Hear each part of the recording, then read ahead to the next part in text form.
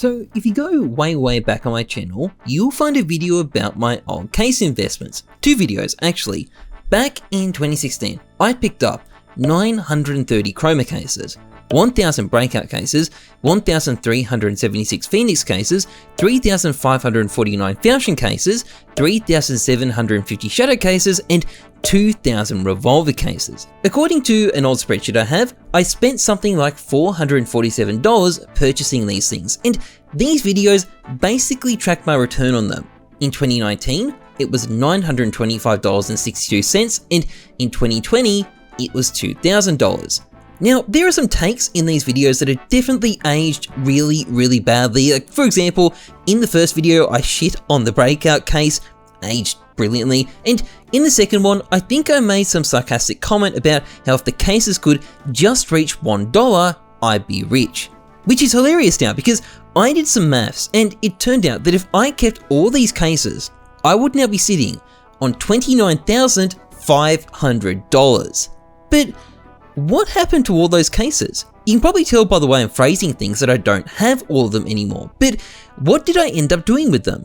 Did I get my $29,500? Well, now this video is sponsored by SkinsMonkey. Check out SkinsMonkey to quickly and easily trade your CSGO skins. Use the code ZEUS to get up to $5 extra on your first trade, as well as a bonus when depositing. Link is in the description. Check it out today. So, what happened to my cases? Well, let's start with the chroma cases. I traded them over to my main in September 2020, and they were all sold off a month later for roughly 35 cents US each, so I got $325 US. Today, they're worth $2,750 US.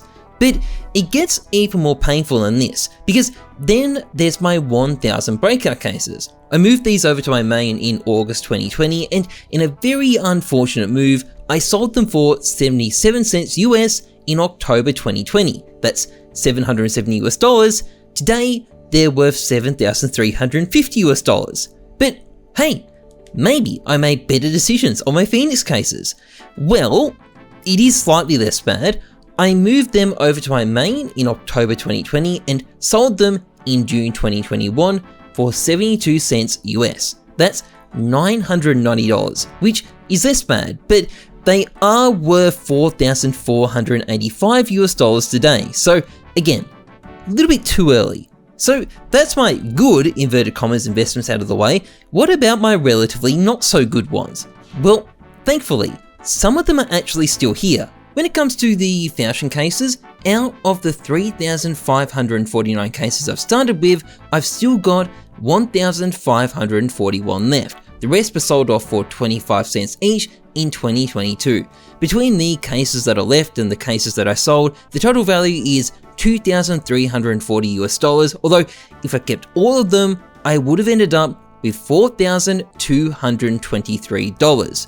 Still, less bad than the earlier cases. As for the Shadow cases, out of the 3,750 cases I started with, I still have 1,359 of them split between my accounts.